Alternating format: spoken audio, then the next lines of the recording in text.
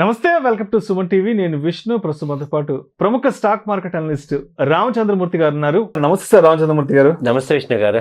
Sir Ramachandramurthy గారు, derivative trading తో ప్రతి ఏటా 50,000 నుంచి 60,000 కోట్ల రూపాయల వరకు నష్టపోతున్నారని సెబీ చైర్పర్సన్ కూడా ఆందోళన వ్యక్తం చేశారు. ఎందుకు ఇంతలా నష్టపోతున్నారు? తప్పనేది ఎక్కడ జరుగుతుందంటారు అసలు? చాలా మంచి క్వశ్చన్ అడిగారు సార్. ఎందుకంటే అసలు ఇవాళ డెరివేటివ్స్లో ఎంత తెలియక ఇబ్బంది పడుతున్నాం అంటే, మేము కూడా చాలా నష్టపోయాం తెలియక. అయితే ఇక్కడ ఏమవుతుందంటే మెయిన్ ఈ యొక్క ట్రైనింగ్ లేకపోవటమే మేజర్గా డిస్టర్బెన్స్. అంటే దాన్ని హ్యాండిల్ ఎలా చేయాలి అనేది తెలియకపోవటం, నాలెడ్జ్ లేకపోవటం. ఇప్పుడు ఈక్విటీ మనకి ఏంటంటే చిన్నప్పటి నుంచి మనకేం తెలిసిందే, ఎవరి సొమ్ము మనం తీసుకోకూడదు, అప్పు చేయకూడదు అని ఒక మనం డెవలప్ అయిన మైండ్ ఈక్విటీకి సెట్ అవుతాం. డెరివేటివ్ అంటే ఏంటంటే జస్ట్ లైక్ అప్పు చేసి ఎక్కువ క్వాంటిటీ తీసుకోవటం, ఆ లివరేజ్ని హ్యాండిల్ చేయలేకపోవటం వల్ల లాస్ అవుతున్నాం. ఇప్పుడు ఈక్విటీ ఎందుకు సేఫ్ అంటే, ఈక్విటీలో ఏంటి, టోటల్ అమౌంట్ మనం ఎట్ ఏ టైం పే చేస్తాం. ఏదైనా స్టాక్ వల్ల అది తగ్గింది మనం ఉంచుకుంటాం అన్లిమిటెడ్ డేస్. ఆ మైండ్ సెట్ అలవాటు పడిన వాళ్ళందరూ కూడా అదే టైప్లో డెరివేటివ్స్ చేద్దాం అనుకుంటున్నాం. ఆ ప్రోడక్ట్ని సేమ్ ప్రోడక్ట్ కాదు, బట్ దాన్ని డీల్ చేయాల్సిన పద్ధతి వేరు. అందువల్ల మనం ఎక్కువ మంది లాస్ అవుతున్నాం. అది తెలుసుకున్నంత కాలం ఇది కంటిన్యూ అవుతుంది. అట్ ద సేమ్ టైము ఆ ప్రోడక్ట్ని అంటే సరిగ్గా చేస్తే దానిలో సక్సెస్ ఉంది. బట్ ఇప్పుడు ఏంటంటే, ఇప్పుడు మనం సైకిల్ మీద, టూ వీలర్ మీద వెళ్ళినట్టు కారు 120 స్పీడ్లో వెళ్ళేటప్పుడు తీసుకోవాల్సిన జాగ్రత్తలు కానీ ఆ ట్రైనింగ్ కానీ వేరు. అదే మనం టూ వీలర్ మీద వెళ్ళేటప్పుడు ఎలా ఉన్నా పర్వాలేదు, ఏమి ఇబ్బంది రాదు. ఇదే డిఫరెన్స్ డెరివేటివ్స్కిను ఈక్విటీకి. ఒక టూ వీలర్ మీద వెళ్ళటం వల్ల ఒక కార్లో 120 స్పీడ్ 100 స్పీడ్లో వెళ్ళే కార్లో వెళ్ళటం ఒకటి. ఈ రెండు పక్కల చేయటం వల్ల పోతున్నాం. అయితే ఈ మధ్య ఏమైందంటే సీరియస్గా మనం చాలాసార్లు వింటున్నాం, ఈ సెబీ వాళ్ళు ఎక్కువ ఇన్వాల్వ్ అవుతున్నారు, లాస్ అవుతున్నారు అని. అయితే ఈ మధ్య కొంతమంది ఏంటంటే బ్రోకర్స్ కానీ వీళ్ళు కూడా ఏమయ్యారంటే, ఈ రాంగ్ ప్రోడక్ట్ని పిచ్ చేయటం చాలా ఈజీగా సంపాదించవచ్చు అని యాక్చువల్గా చాలామంది ఏమంటారు, ఈ చిన్న మదుపులది తప్పు అంటున్నారు. కానీ ఇప్పుడు తప్పు చేయమని చెప్పింది ఎవరు? ఇప్పుడు మీకు ఎలా తెలుస్తుంది ఇది డెరివేటివ్? ఇప్పుడు నేను కొత్తగా డిమాట్ అకౌంట్ ఓపెన్ చేసినానికి నాకేం తెలుస్తుంది? మీరు ఇవ్వడం వల్ల నాకు తెలిసింది, ప్రొడక్ట్ చెప్పడం వల్ల. సో ఇప్పుడు అసలు బ్రోకర్స్ కూడా ఏం చేయాలంటే, ముందు ఈ ప్రొడక్ట్స్ మీద అవగాహన కల్పించకుండా ఎలిజిబిలిటీ లేని వాళ్ళందరికీ చెప్పడం వల్ల జరిగింది ఇది. ఇప్పుడు మీరు రెండో పాయింట్, ఇప్పుడు ఇంకా ఏమైందంటే ఎక్కడెక్కడి నుంచో కాల్స్ మనకి వచ్చేసి ఫోన్స్, ఇలా ఆప్షన్స్లో డబ్బులు వస్తాయి సంపాదించండి అని ఒక రకమైన మనకి వచ్చి ఆ భావన కల్పించేది వీళ్ళు. పోయిన తర్వాత మన మీద రైటైల్ ఇన్వెస్టర్స్ మీరు తప్పు చేశారు అంటున్నారు. అసలు తప్పు చేయించింది ఎవరు? సో అందుకని ఏమన్నానంటే నేను, అంటే తర్వాత చివరికి ఏమంటున్నారు, మీరు మనీ మీది, మేమేదో 100 చెప్తాము, మా మాట వినాల్సిన అవసరం ఏంటి, డబ్బులు మీవి కదా. ఇది ఎలా ఉందంటే, మీరు చెప్పేది నాకు ఒక మాట గుర్తొస్తుంది. ప్లాస్టిక్ వాడద్దు పర్యావరణం పాడైపోతుంది అంటారు. అసలు ప్లాస్టిక్ తయారీని ఆపేసి ఏ గోళ లేదు కదా, అది చేయరు. ఎంతసేపటికి జనాలకి సూక్తులు సూచనలు చెప్తున్నారు. కానీ ఇప్పుడు నేను స్టాక్ మార్కెట్లో వచ్చి డబ్బులు సంపాదిద్దామని సరే అని వస్తున్నాం. ఇది ఒకటి ఎక్కువ డబ్బులు వచ్చే ఆపర్చునిటీ ఉంది, మీరు చెయ్యండి అని చెప్తున్నప్పుడు మనం ఫస్ట్ టైం చేస్తాం, 1-2 సార్లు డబ్బులు వస్తాయి. ఆ టెంప్టేషన్తో మనం ఇంకా నెక్స్ట్ వెళ్ళిపోతాం. అసలు ఇది రాంగ్ సార్, దీన్ని చేసే పద్ధతి వేరు అని ముందే మనకి కరెక్ట్గా అవేర్నెస్ ఇవ్వటం ద్వారా మనం ఎందుకు చేస్తాం అప్పుడు? సో ఫాల్ట్ అంతా ఎక్కడ చూసినా రీటైల్ ఇన్వెస్టర్స్, చిన్న ముద్దుపల్లి అంటున్నారు. కానీ నాకేమనిపిస్తుంది అంటే, ఫాల్ట్ వాళ్ళది కాదు, వాళ్ళకి కరెక్ట్గా అవగాహన కల్పించలేకపోవటం అనేది ఫాల్ట్. ఈవెన్ అందులో బ్రోకింగ్ సంస్థలది ఉంది, అలాగే ఎన్ఎస్సి ఎక్స్చేంజెస్ కూడా ఉన్నాయి. వాళ్ళ కరెక్ట్గా అవగాహన సదస్సులు పెట్టి ఇలా ఉంది ఇప్పుడు దానికి సంబంధించిన అవేర్నెస్ ఇప్పుడు యాక్చువల్గా జరుగుతుంది. కాబట్టి ఇక్కడి నుంచి ఏమవుతుందంటే కొంచెం పాజిటివ్ ఎక్స్పెక్ట్ చేస్తున్నాం. ఎందుకంటే మాలాంటి వాళ్ళం కూడా మేము ఎప్పుడు మాట్లాడినా ఇలా డెరివేటివ్స్ ఇలా ఉంటాయి, దీని ప్రోడక్ట్ డీల్ చేసేది వేరే ఉంటుంది.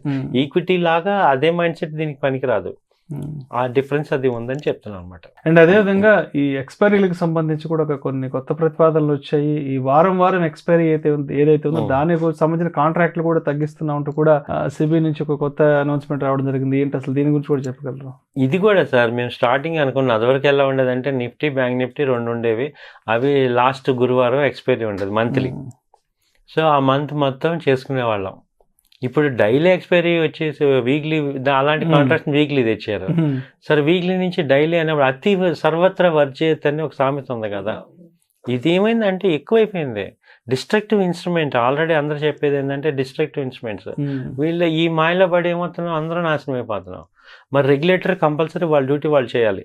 కాబట్టి రెగ్యులేటర్ ఏం చేస్తుంది, ఆ స్టడీ చేసి ఇప్పుడు ఇది పాజిటివ్కి రావట్లేదు అన్నప్పుడు నెగిటివ్ సైడ్ అవుతున్నప్పుడు వాళ్ళు కంపల్సరీ యాక్టివ్ చేసి, అంటే ఇవాళ సెబీ కానీ ఆర్బీఐ కానీ ఏ రకమైన స్ట్రాంగ్గా ఉన్నారంటే వాళ్ళకి ధన్యవాదాలు చెప్పుకోవాలి. ఎందుకంటే ఇప్పుడు ఎవరైతే కానీ మిస్యూజ్ చేస్తున్నారో సిస్టమ్ని కంప్లీట్గా ఇచ్చేస్తున్నారు, ట్రాన్స్ఫార్మ్ చేసేసి వాటికి సంబంధించిన ఏదైతే మిస్యూజ్ ప్రోడక్ట్ అవని, కంపెనీ అవని, లేకపోతే పీపుల్ అవని ఎవరు మిస్యూజ్ చేసినా వాళ్ళ మీద సివియర్గా యాక్షన్ తీసుకొని సిస్టమ్ని ఒక లైన్లో పెడుతున్నారు. ఏంటంటే మనకి డెరివేటివ్స్ మంచిదే కానీ ఆపర్చునిటీకి చేయాలి. ఇప్పుడు రోజు ఎక్స్పైరీ పెట్టినప్పుడు మీనింగ్ ఏంటి, రోజు ఎక్స్పోజ్ అవ్వమనే కదా. ఓ పక్కది రిస్క్ అని చెప్తున్నప్పుడు రోజు ఎందుకు పెట్టాలి?